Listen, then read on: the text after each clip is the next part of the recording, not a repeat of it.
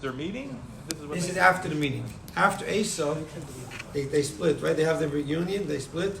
Then it says that Yaakov comes to the city, he goes back to Israel, back to his parents. He comes Sholem, first to the city of Shechem. Okay. Comes complete. This is after Shechem. This is coming to Shechem. Before the story of Dinah. And Sholem b'Torah, he was complete in his Torah study, meaning that he had not forgotten anything. Again, despite the fact that he was so far away from his father and he didn't have anyone to study with there, there wasn't, he didn't have his yeshiva buddies, but nevertheless he was complete in his Torah study. So the question is, the Rebbe says, why not just say simply, Sholem means complete. He had just gone through the tribulations of Lavan and then Eisav, and so he came out of it alive. That's it. Why do we need to resort to other comments about his money and his Torah learning and that he was healed? It's interesting, by the way. I came across this in a different commentary in this week's parsha. Rashi had a grandson. His name was the Rashbam, Shmuel ben Meir, and the Rashbam always interprets everything, the Torah, the Gemara, based on the simple pshat, meaning.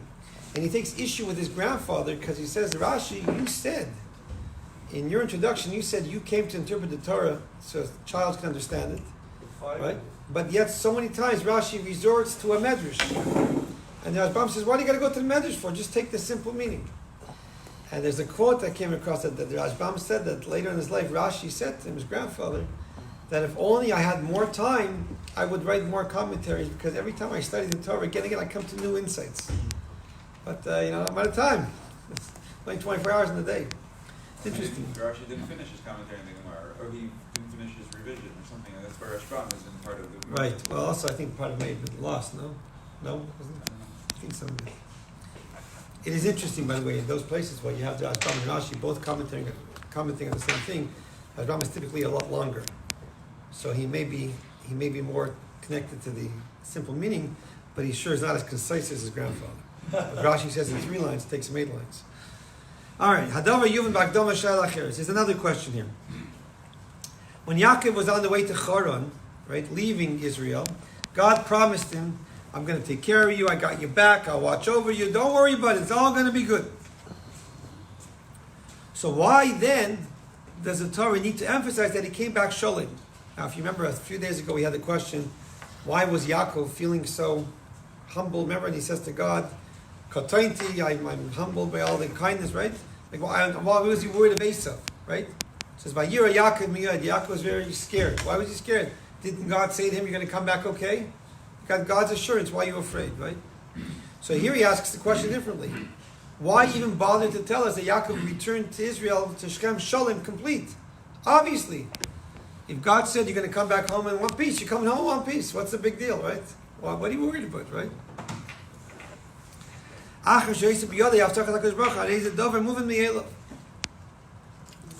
Aleinu lahasik efrei. I always think of this story. I mentioned it before. I just think it's an adorable story. In Rabbi Reichik's book, there's a story that the boys, when they were running away during World War II, anytime there was a German bombing, they would all huddle around one young man because he had received the previous Lubavitch Rebbe's blessing for long life. Oh. So they said, we want to hang on to you. Oh. We know you're going to be saved, so we want to be close to you. Beautiful. So also, Yaakov got a promise from God, you're coming back complete, so there's no need to even tell you came back complete. It's obvious. Right? I thought it's the opposite. I thought it was surrounding him so they protect him. No, they were 100% assured. If you've got the blessing, then you're okay. Then, share the blessing with us, right? We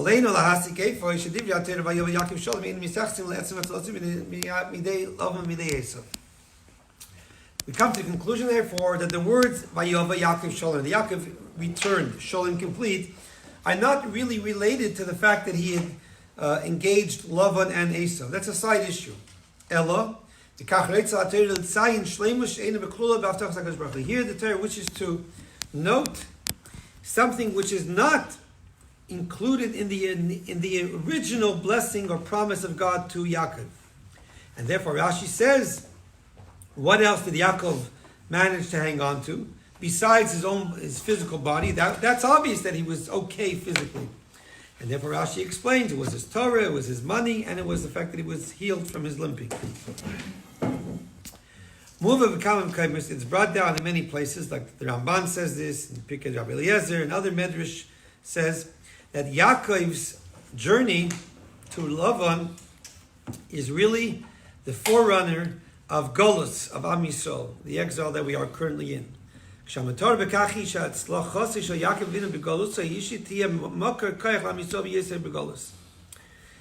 Yaakov's success in his own personal exile from Israel should stand as a makar kayach, which means a source of energy to give us a boost in our current exile. And we can use one, that's for sure. Why? Because we know the famous words of the Gemara, Maisi Avos Simin Labonim, that the actions of the fathers are the sign for the children. It's brought down. The Ramban says this, or Al Torah. So the Torah tells us, not only will the Goyim not be successful in damaging the eternity of the Jewish people, just as they were, not sure what this is in Hebrew,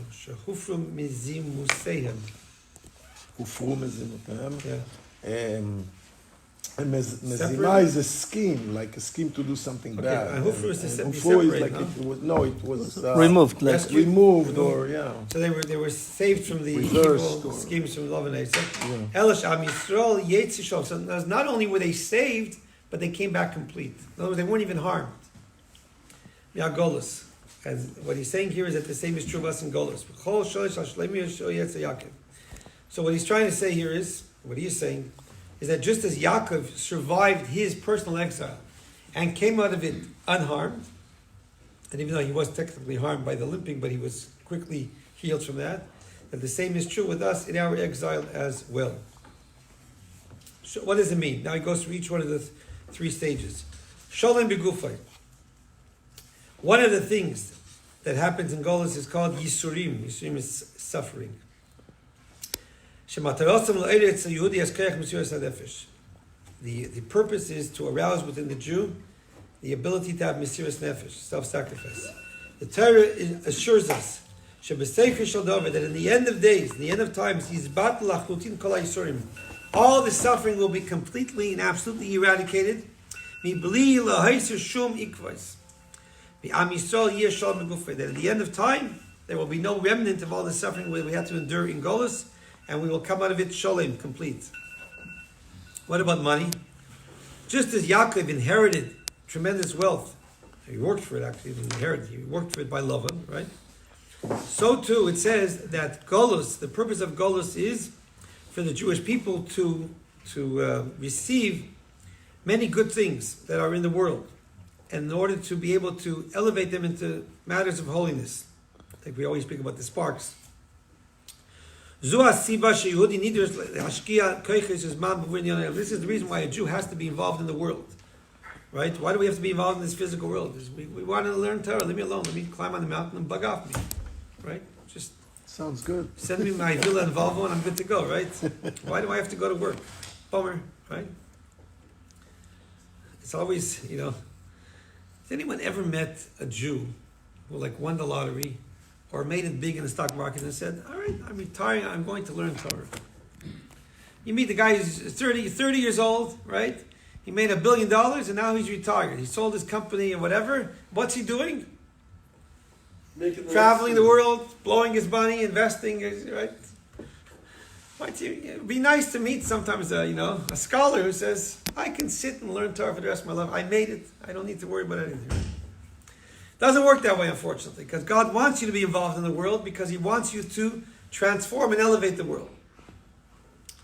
Now, the Torah promises you should be safe at the end of everything. The Jew will be complete. What does that mean? That he will have the time, will have the energy that despite the time and energy that he put into the world, nothing will be lacking.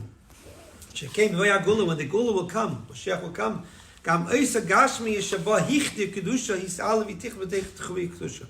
everything we invested our time and energy in today will ultimately become part of our I want to say the word luggage, which will accompany us when Mashiach comes, and we will then appreciate how we were able to elevate the physical, all part of the ultimate purpose for the future. And the third thing is Shalom B'Teirosei. Golus, where a Jew needs to spend so much time involved in material matters, can bring a person down from the level, the spiritual path that he wants to be on. And God forbid, cause him to forget his Torah. You hear this all the time. When I was in yeshiva, the good old days, right? And I haven't looked at a Jewish book in 30 years, you know what I mean? The Torah promises us that just like by Yaakov, and he didn't forget his Torah that he learned before, despite being in the house of Lavan, Golus too will not cause a descent by Am Yisrael from their spiritual level and from their cleaving to God, bonding to God. When the Gula will come, we will be Shalom, will be complete in our bodies, complete in our Mamayim, in our monetary wealth, and also with our Torah. That nobody will be pushed away.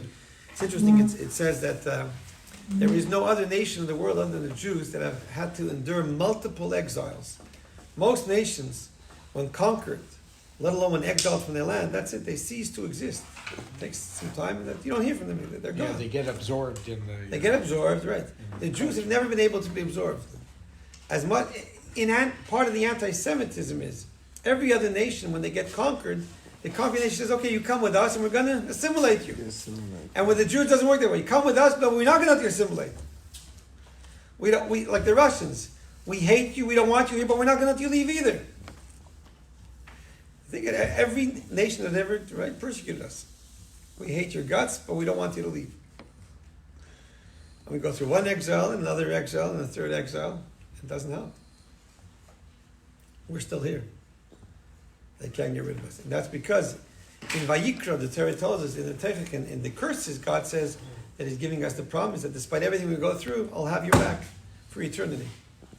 They hate So we're us, gonna but they always need us. They either But need our- us because, That's for right. the mind, the business, or they need us because we're the only, their hatred of us keeps them together. It's interesting in the But, Jersey. I was going to say, but our problem is we're assimilating on our own without the pressure. That's a separate issue. You're right. It's probably even more dangerous. That's It We is. have the freedom to... We're losing more people to that than even to war. It's interesting what you're saying. I just read this morning. People came to the storefront in New Jersey, and they were saying, you Jews, you brought this upon yourself. Right, I saw that Are this you morning. serious? Yeah, You yeah, came they're for- blaming Go the back to Jews Brooklyn. for... You came here. Right. People on the Jews same were website, huh? The Jews were saying... No, the no, Jews. no. The people living there. I read that this morning. Right, but before I at the came. same time, there's a video of an African American saying, "You guys employed me. Ever since you moved out from Brooklyn, I've had jobs thanks to you. Yeah. Let me know what I can do for you. No charge. I don't want to charge anybody. I want to work for you for free right now. Just Beautiful. So, those who curse you and those who bless you. Right? In that group, the African American group, they say that they're descendants Black of Israel. But Israeli. Yeah. What kind of name is that? No. They were Chabad, No. the people that were killed. They weren't Chabad. They were Satmar from William. Satmar, yeah. Williamsburg, yeah. They moved there because it was cheaper. Who than- was in Because the end? they're out of room and it's cheaper. Yeah. Yeah. Did they ever Yeah, find out there's who a- did the shoot? Yeah, Train. two kids. I read that. there's a Two kids? train. Not Teenage. kids. The man is 47. The woman is 50. Okay, they said two teenagers. That's what I read. That they have a name. Oh, 50-year-old woman and 47-year-old I've been man. traveling. So Married Are to they each Calling it what it is? Yeah. Yes, They call it a hate crime? Yeah. it is, yes. Because I heard yesterday's report, they were just The saying... FBI wasn't. The mayor did. The government did. terrorism. Oh, no. But, they call it a hate Were they Yeah. targeting? That was their target. That's They what they started say in the